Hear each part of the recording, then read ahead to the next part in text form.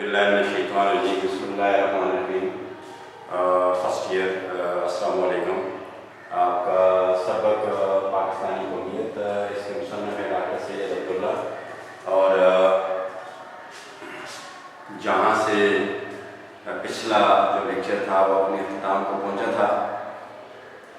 वहाँ से आगे चलते हैं। अदीब कहते हैं कि पाकिस्तान में बहुत सी नस्लें आबाद हैं। पाकिस्तान में बहुत सी नस्लें आबाद हैं। नस्लें मुराद लेते हैं सिंधी, बलोची, मकरानी, सराइकी सूबे के रहने वाले लोग और बलूचिस्तान के रहने वाले, KPK के लोग, पश्तो ज़बान बोलने वाले, इस तरह मुख्तलिफ नस्लों के लोग अदीब के मुताबिक जो है पाकिस्तान में आबाद हैं। अब अगली बात अदीब ये कहते हैं कि इन नस्ली ग्रोह में बहुत सी खूबियाँ हैं।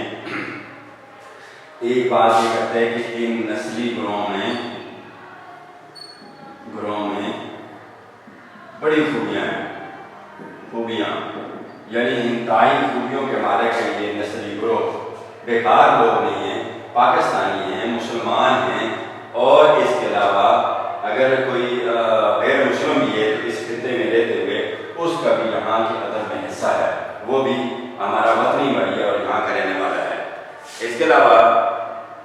और इनकी ज़बानों में दूसरी बात यह है कि इनकी जो ज़बानें हैं,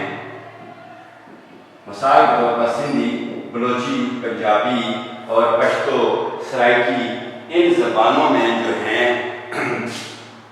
ज़बानों के अदब में बहुत काबिल कदर सरमाया फ़िक्र व तहज़ीब है। यानी इन्होंने अपनी ज़बानों में बड़ा कीमती अदब जो है तख्लीक किया है। हम देख रहे हैं पंजाब के जो शायर हैं, बुल्ले शाह और ख्वाजा गुलाम फरीद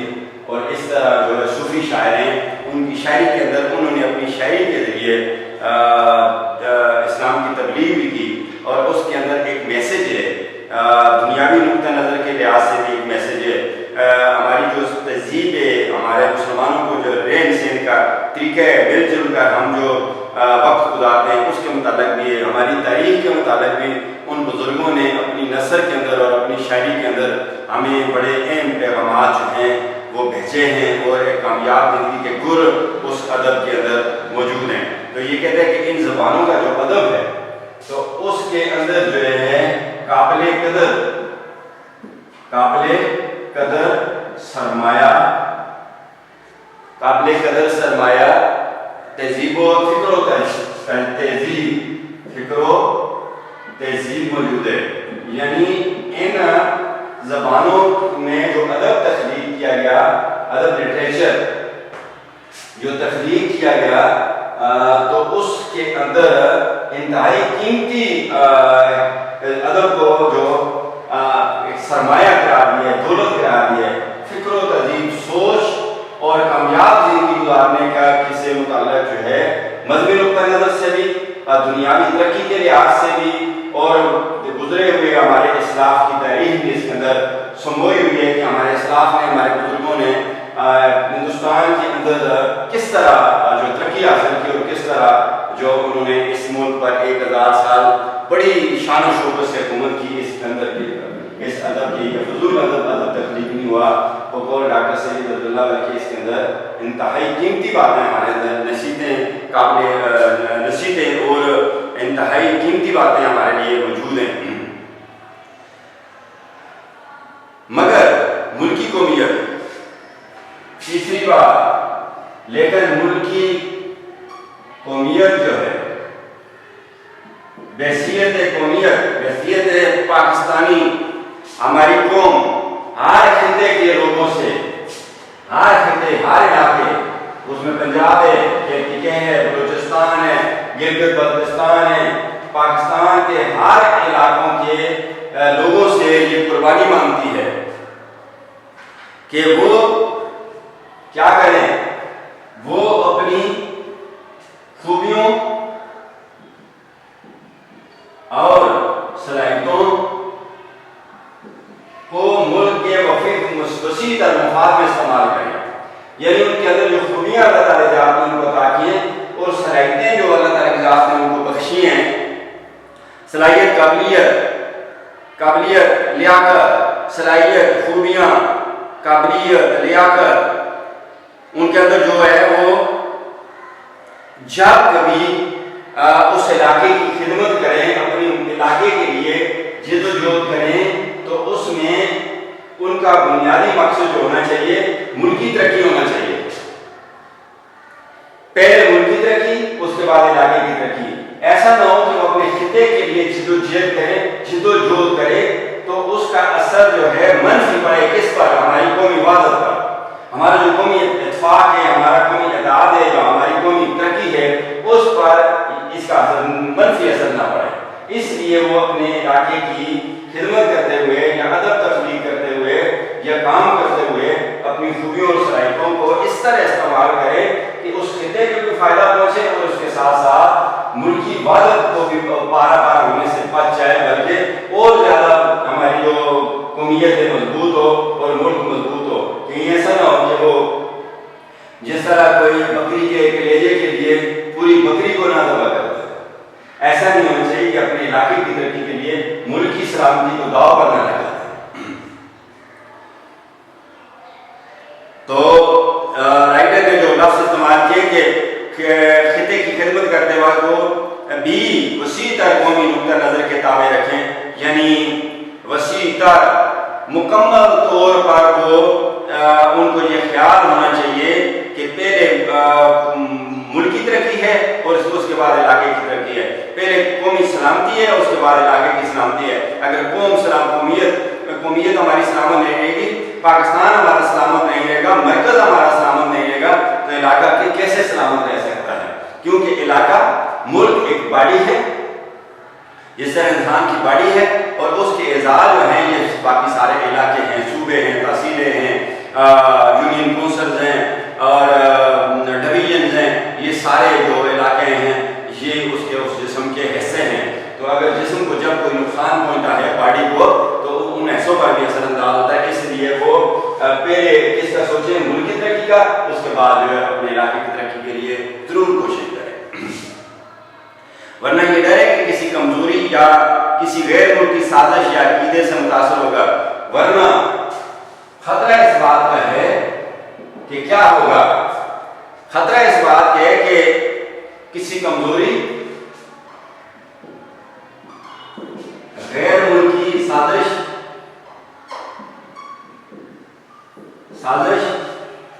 اور یا عقیدے سے متاثر ہو کر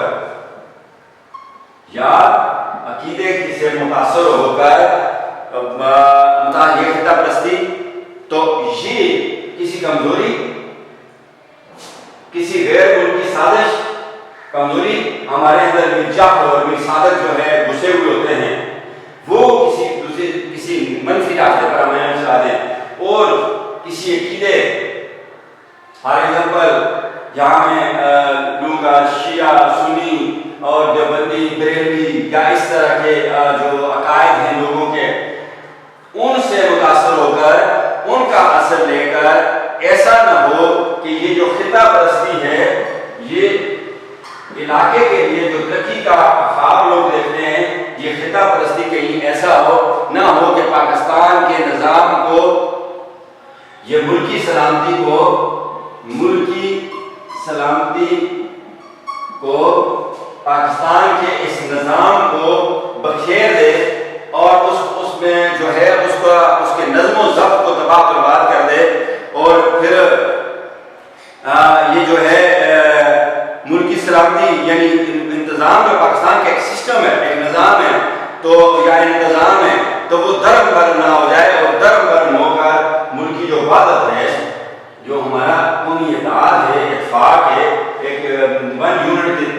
کی طرح ہم رہ رہے ہیں، یک جان دو کالم ہم، تو اس مٹھی کی طرح ہم رہ رہے ہیں، مٹھی کی طرح پورا علاقہ گلگت بلتستان، کراچی، سندھ، پنجاب اور یہ ہے کے پی کے اور بلوچستان، یہ ساری مٹھی کی طرح جو ہے ہم رہ رہے ہیں۔ کہیں ایسا نہ ہو کہ یہ خطہ پرستی جو ہے تو یہ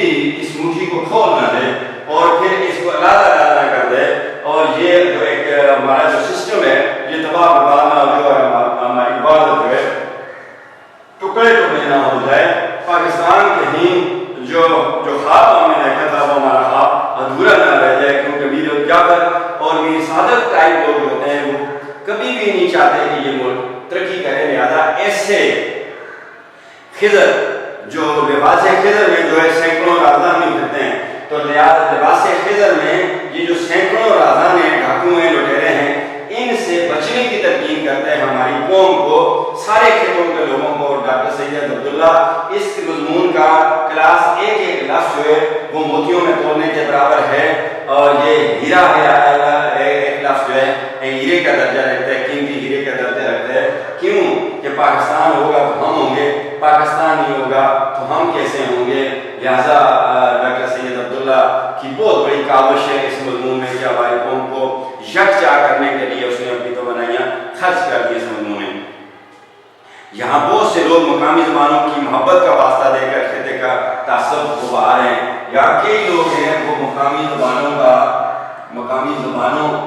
کا واسطہ دیتے ہیں لوگوں کو کہ بھائی جمع ہو جاؤ، تم پشتون ہو،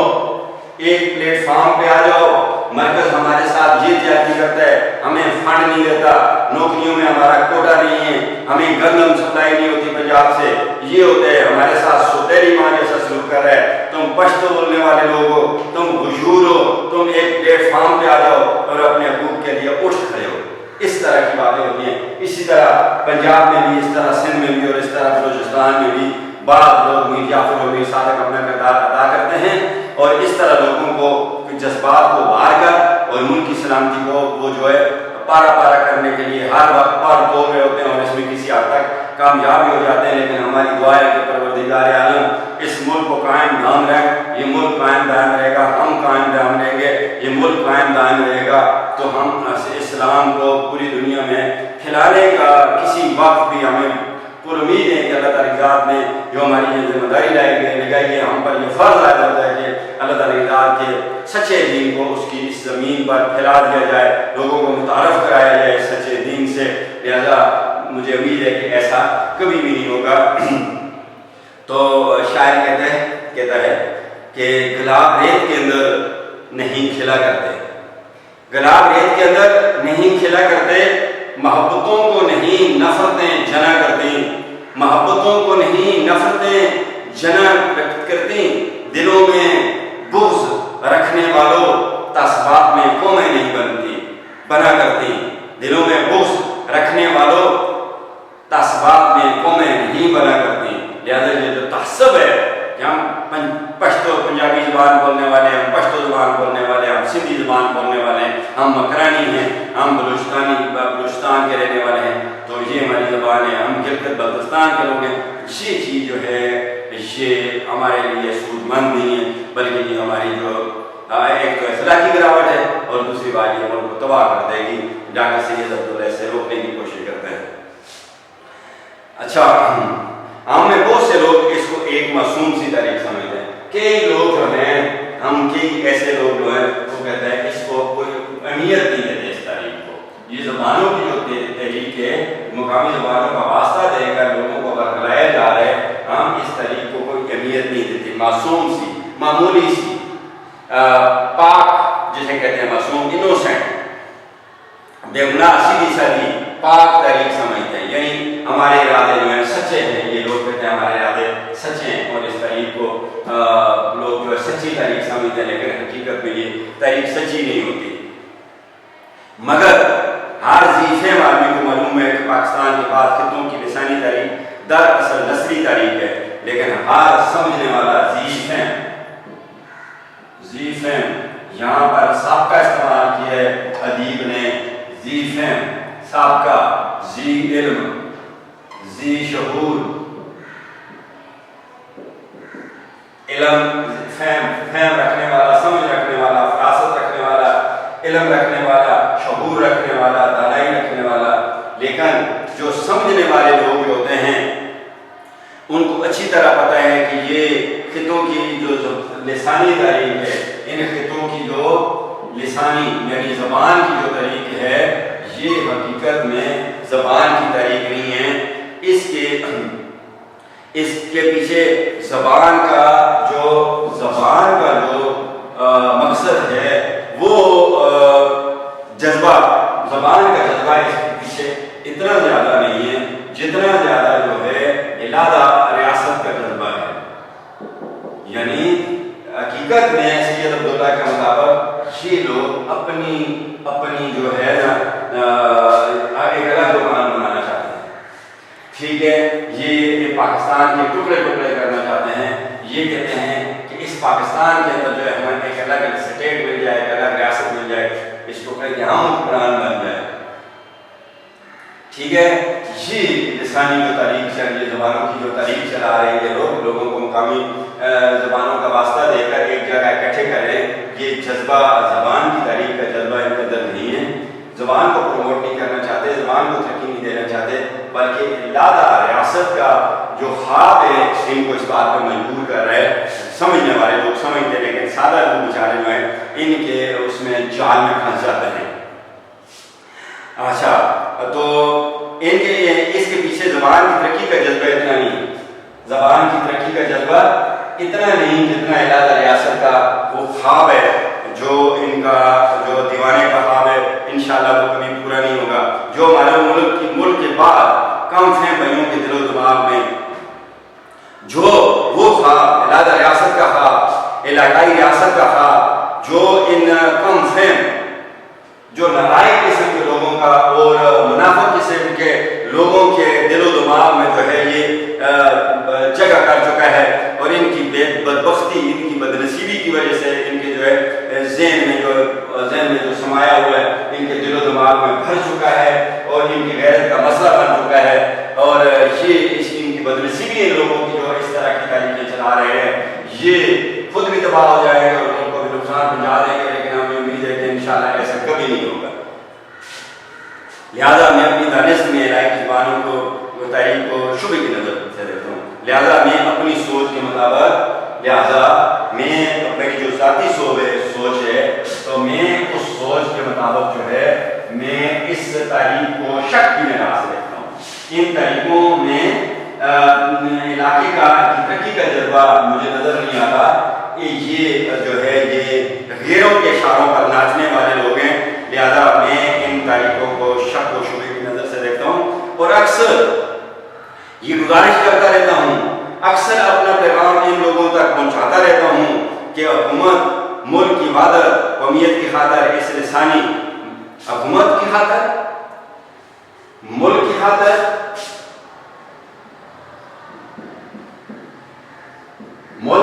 حکومت ملک کی وحدت قومیت کی خاطر اس لسانی تعصب کو پھیلنے سے روکے. تو میں اکثر حکومت سے درخواست کرتا رہتا ہوں کہ ملک اور ملک کی وحدت, ملک کے اطاعت اور قومیت کی خاطر, ملک کے اطاعت اور پاکستانی قومیت کی خاطر ان تحریکوں کو دبا دے, ان تحریکوں کو ختم کرنے کی کوشش کرے. کیونکہ یہ سلگتی ہوئی آگ جو ابھی سلگ رہی ہے کہیں یہ بڑھ نہ اٹھے, اس لیے حکومت جو ہے ہوش کی ناخن لے اور ان تحریکوں پر نظر رکھے اور ان تحریکوں کو پھیلنے نہ دے. ورنہ جو قومیت کی جو وحدت ہے, جو اتحاد ہے قومیت کا, یک جان دو کالوں میں یہ مٹھی کھلنے کا اندیشہ ہے پیدا ہو جائے گا. اور جب یہ مٹھی کھل جائے گی تو پھر حکومت کے پاس کی بات نہیں ہے کہ ان کو اکٹھا کرنا. اس لیے اس لسانی تعصب کو, یہ زبانوں کو جو تعصب ہے اس کو پھیلنے سے روکے, یعنی اس تحریک کا کلا کما کر دے, اس کو جڑ سے اکھاڑ کر پھینک دے اس تحریک کو. تب جا کر جو ہے پاکستان کے اندر جو ہے امن آ سکتا ہے, اس ملک کے اندر امن آ سکتا ہے. اور مقامی زبانوں کی ترقی کے ہر منصوبے اور مقامی زبانوں کی ترقی کے جتنے بھی منصوبے ہیں, مقامی زبانوں کی ترقی کے جتنے بھی منصوبوں پر ملک کے اندر کام ہو رہا ہے, اس کو اس کے پس پردہ مارکات کا اجازہ لے لے. تو ان منصوبوں کے جو مقامی زبانوں کے جو منصوبے ہیں, حقیقت اصل میں تو یہ منصوبے ہیں, لیکن اس کے پیچھے جو کھیل کھیلا جا رہا ہے, اس پردے کے پیچھے, یعنی حقیقت میں ان منصوبہ بظاہر کچھ اور نظر آ رہا ہے اور اندر سے کچھ اور نظر آ رہا ہے. لہذا یہ جو اس کے اصل واقعات ہیں، جو ان کا اصل مقصد ہے ان لوگوں کا، اس کو جو ہے ان پر نظر رکھتی رہے، ان کا جائزہ لیتی رہے، ان کو چیک کرتی رہے کہ کہیں ایسا نہ ہو کہ آپ خواب خرگوش کے مزے لیتے ہیں اور وہ ٹکڑوں ٹکڑوں میں تقسیم ہو جائے. ایسی بات نہیں ہے، ایسی بات حکومت کو نہیں کرنی چاہیے. حکومت کو ان پر نظر رکھنی چاہیے. اور یہ جو چھوٹی چھوٹی جماعتیں بنتی ہیں، لسانی جماعتیں، اور دیکھیں قومی مہاجر موومنٹ، یہ ایک لسانی جماعت تھی، یہ ایک گروہی جماعت تھی ملکی. اس کی سے آپ ذرا اس کے جو نام سے کس کی بو آ رہی ہے، تحسب کی بو آ رہی ہے. اس طرح کی پارٹیاں جو ہے، جو فوٹو اسٹیٹ پارٹیاں ہیں، تو ان فوٹو اسٹیٹ پارٹیوں پر حکومت کو نظر رکھنی چاہیے تاکہ پاکستان محفوظ ہے. نیکسٹ پیراگراف پہ آتے ہیں کلاس. میں پاکستان میں لاقائیت کا اس لیے میں مخالف ہوں. اگلا جو پیراگراف ہے اس میں سر سید احمد کہتے ہیں کہ میں پاکستان میں علاقے کی ترقی کا، علاقیت کا اس لیے بھی مخالف ہوں کہ جب پاکستان بن رہا تھا کہ پاکستان کے قیام کے وقت اس علاقائیت کا کوئی سوال نہ تھا. پاکستان جب بنا تھا تو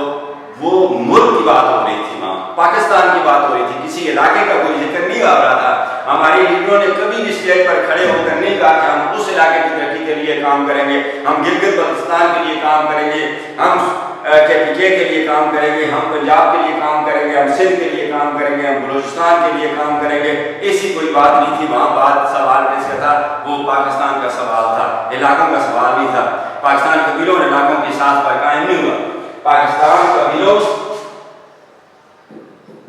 اور پلس علاقوں کی بنیاد پر قائم نہیں ہوا. ٹھیک ہے، یہ قبیلے اور علاقے پاکستان کیسے ہیں، ان کی بنیاد پر پاکستان قائم نہیں ہوا. وہ تو اس تاریخی حقیقت پر قائم ہوا کہ مسلمانوں نے ہندوستان کو صرف پٹھان، پنجابی، سندھی، بنگالی یا بلوچ کی حیثیت سے نہیں، بلکہ مجموعی طور پر اپنی تہذیبی وحدت، مشترکہ روایات اور دین و مذہب کو برقرار اور محفوظ رکھنے. پاکستان اس لیے قائم ہوا ہے، پاکستان سندھی، بلوچی، پٹھان، پنجابی کے نام پر قائم نہیں ہوا. پاکستان جو ہے کس لیے قائم ہوا ہے؟ پہلا نقطہ نظر یہ ہے کہ اس پلیٹ فارم سے ہم اپنے دین کو پوری دنیا میں پھیلا سکیں، یہ پاکستان اسلام کی تجربہ گاہ ہو. اور دوسری بات یہ ہے کہ ہم اپنی تہذیبی عبادت جو ہمارا اطاعت ہے، جس طرح ہمارے بزرگ جو ہے یکجان دو کالم ایک مٹھی کی طرح زندگی گزارتے رہے، وہ ہماری تہذیبی عبادت ہے. مشترکہ روایات، جو ہمارے بزرگوں کی جو روایتیں ہیں، زندگی گزارنے کے جو طور طریقے ہیں ہمارے ساروں کے ایک جیسے، علیحدہ علیحدہ نہیں، ان کو قائم رکھنا، تہذیبی عبادت کو قائم کر رکھنا. اور اس کے علاوہ دین و مذہب کو برقرار و محفوظ رکھنا. اس کے علاوہ ہم نے اپنے دین کی حفاظت کے لیے اس خطے کو حاصل کیا ہے، اپنی مشترکہ روایات کو ہمیشہ قائم رکھنے کے لیے حاصل کیا ہے، اور اپنی تہذیبی عبادت کو پارا ہونے سے بچانے کے لیے پاکستان کو حاصل کیا اور 5 لاکھ لوگوں کی قربانی دی ہے. اور پھر اپنے دین کے تحت ہم نے یہاں پر اس ہمارا جو سچا دین ہے اس کا نظام یہاں پر نافذ کر کے عوام کو انصاف فراہم کرنا ہے، اور ایک مثالی مملکت کا وجود لا کر دنیا کو بتانا ہے کہ یہ نہ سمجھ کہ مجھے ضرورت ہے، سوال نہیں، فقط یہ ہے کہ تجھے لاجواب کر دوں گا. اور لوگوں کو بتانا ہے، دنیا کو بتانا ہے کہ اسلامی ملک ایسے ہوتے ہیں، انصاف ایسے ہوتا ہے اور ترقی ایسے ہوتی ہے. دنیا کو بتا دینے کے لیے ہم نے جو ہے پاکستان کی علیحدہ ریاست کا قیام جو ہے وہ ممکن بنایا گیا ہے اپنی جانوں کا نذرانہ دے کر. اسی طرح قیام پاکستان کے وقت اور قیام پاکستان کے وقت جو ہے کلاس پنجابی، پشتو، سندھی وغیرہ کے تحفظ کا کوئی سوال نہیں تھا. اس وقت سندھی، پنجابی، بلوچی یا پشتون کا کوئی سوال نہیں تھا، پشتو زبان کا کوئی سوال نہیں تھا. کوئی سوال نہیں تھا کہ ہم نے ان کا تحفظ کرنا ہے، ان زبانوں کا تحفظ کرنا ہے، بلکہ سارا سوال یہ تھا کہ مشترکہ ہندوستان میں مسلمانوں نے ہند کی تہذیبی زبان کو سخت خطرہ ہے، اس کو بچایا جائے. بلکہ سوال یہ تھا ان زبانوں کا کہ بچاؤ کے ان کے تحفظ کا کوئی خیال نہیں تھا، ان کو پروموٹ کرنے کا کوئی خیال نہیں تھا، ان کو رائج کرنے کا پاکستان کے اندر کوئی خیال نہیں تھا، بلکہ مشترکہ جو ہندوستان تھا اس کے اندر مسلمانوں کی جو زبان ہے ان کی وجہ سے بنی جسے اردو کہتے ہیں اس کے بچاؤ کا خیال تھا۔ اس لیے ہم نے ایک فیکٹر یہ بھی تھا کہ جو ہماری مسلمانان ہند کے مسلمانوں کی جو تہذیبی زبان ہے جسے اردو کہتے ہیں اس کو سخت خطرہ تھا، کیونکہ انگریزی زبان وہاں پر رائج ہو چکی تھی، اس کے علاوہ ہندی زبان مدرسوں میں رائج ہو چکی تھی، اس لیے اس کو خطرہ تھا، اس لیے ہم نے پاکستان حاصل کیا۔ یہاں پنجابی، پشتو، سندھی، بلوچی، مکرانی کا کوئی سوال کلاس نہیں تھا۔ آپ فرسٹ ایئر کے اسٹوڈنٹ ہیں، آپ کو اچھی طرح پتہ ہے کہ ہمیں ایک ہو کر رہنا ہے، ہمیں نیک ہو کر رہنا ہے، ہمیں ایک ہو کر رہنا ہے اور ایک مٹھی کی طرح رہنا ہے، اور دنیا کو بتا دینا ہے کہ کوئی بھی سازش ہمارے نام پر جو ہے کوئی سازش یہاں کامیاب نہیں ہو سکتی۔ ہم سمجھنے والے لوگ ہیں، ہم دیکھنے والے لوگ ہیں، ہماری آنکھیں سامنے بھی اور ہماری آنکھیں بیک پہ بھی ہیں، ہم ہر چیز کو دیکھتے ہیں، ہم اچھے کو بھی جانتے ہیں، ہم برے کو بھی جانتے ہیں، ہم اپنے دوست کو بھی جانتے ہیں، ہم اپنے دشمن کو بھی جانتے ہیں۔ لہذا پاکستان 1947 سے بنا آج تک ترقی کرتا جا رہا ہے، ایٹامک پاور ہے، کلاس میزائل ٹیکنالوجی میں پاکستان ہندوستان سے زیادہ مضبوط ہے۔ پاکستان کی ایئر فورس دنیا کی مانی ہوئی فورس ہے، اور پاکستان کی آرمی دنیا کی 7ویں بڑی آرمی ہے اور مانی ہوئی آرمی ہے، مانی ہوئی فوج ہے۔ اور اس کے علاوہ سب سے بڑی بات یہ ہے کہ یہ عوام جو ہے اس فوج سے بھی زیادہ طاقتور ہے، کیونکہ یہ عوام اس فوج کے پیچھے کھڑی ہوئی ہے، نہ صرف پیچھے کھڑی ہوئی ہے بلکہ وقت جب آئے گا تو انشاءاللہ یہ عوام اس فوج سے بھی آگے ہوگی ملک کے دفاع کے لیے۔ یہاں کسی قسم کا میر جعفر اور میر صادق کبھی بھی کامیاب نہیں ہوں گے، اور ان کا جو خواب ہے وہ خواب ہی رہے گا، اور اس خواب کو اپنے ساتھ ہی جا کر لے کر دنیا سے چلے جائیں گے یہ لوگ، اور پاکستان اسی طرح قائم و دائم رہے گا۔ نیکسٹ پیراگراف میں ڈاکٹر سید عبداللہ کہتے ہیں کہ میں پاکستان کی سب اقوام کا مدعا، تعریف کرنے والا، اعتراف کرنے والا، ماننے والا و معترف ہوں۔ میں پاکستان کی تمام قومیں جو ہیں وہ میرے لیے قابل احترام ہیں۔ اسی طرح پاکستان کی ہر زبان کی ترقی کا میں چاہتا ہوں کہ پاکستان کی ہر زبان ترقی کرے۔ میں ہر قوم کی عزت کرتا ہوں، اور میری سوچ یہ ہے کہ پاکستان کی مختلف علاقوں کی جو زبانیں ہیں ہر زبان جو ترقی کرے، لیکن اس کے پس پردہ عقائد جو لوگوں جو پس پردہ عقائد ہیں وہ نہ ترقی کرے، جو اس کے پیچھے چھپی سوچ ہے، جو حقیقت میں ان کی سوچ ہے وہ سوچ پروان نہ چڑھے، لیکن زبانیں ضرور پروان چڑھے۔ ہر زبان کی ترقی کا خام چاہنے والا ہوں، اور ہر زبان کے فروغ کے لیے اور ہر زبان کی ترقی کے لیے کوشش بھی کرتا رہتا ہوں۔ اس کے ساتھ ہی آج کا لیکچر